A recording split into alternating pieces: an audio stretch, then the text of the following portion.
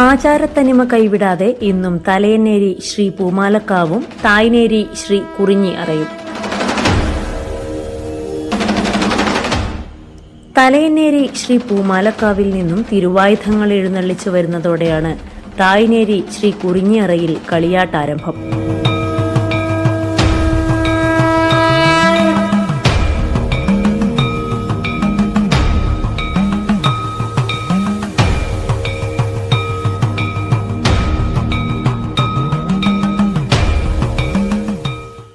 കുറിഞ്ഞിയറയിൽ നിന്നും കലശക്കാരൻ ക്ഷേത്രേശ്വരന്മാരുടെയും ബാല്യക്കാരുടെയും അകമ്പടിയോടെ തലയന്നേരി പൂമാലക്കാവിലെത്തി ദേഹശുദ്ധിക്ക് ശേഷം തൊഴുത് അകമ്പടിക്കാരുമൊത്ത് ഭണ്ഡാരപ്പുരയിൽ പ്രവേശിക്കും.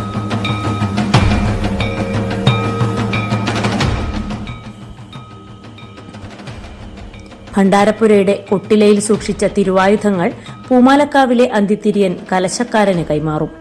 കലശക്കാരൻ തിരുവായുധങ്ങൾ വാങ്ങി തിട്ടപ്പെടുത്തിയ ശേഷം കൂട്ടയിൽ വെച്ച് പിന്നീട് പൂമാലക്കാവിലെ അന്തിതിരിയനോടും ക്ഷേത്രേശ്വരന്മാരോടും അനുമതി വാങ്ങി പരിവാരസമേതം കുറിഞ്ഞിയറയിലേക്ക് യാത്രയാകും.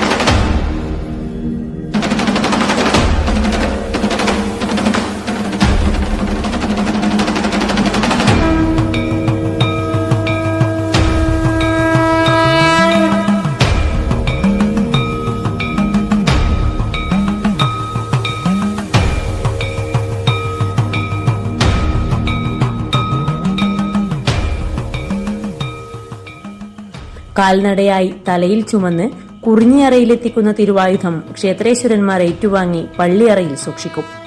അതോടുകൂടിയാണ് കുറിഞ്ഞി അറയിൽ കളിയാട്ടാരംഭം.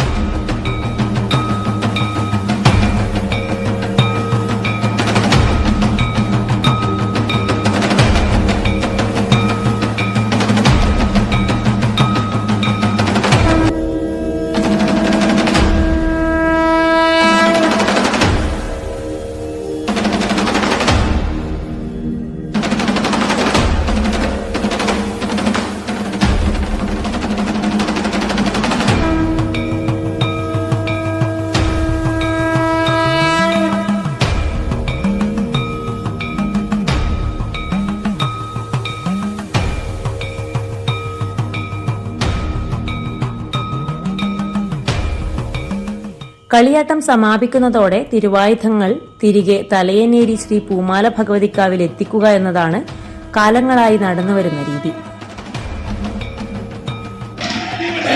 തലയന്നേരി പൂമാലക്കാവിൽ മകരം മാസം 27-ാം തീയതിയാണ് അവരുടെ കുടുങ്ങിയ സ്ഥാനത്ത് ഉത്സവം തെയ്യം കൂടുന്നത്.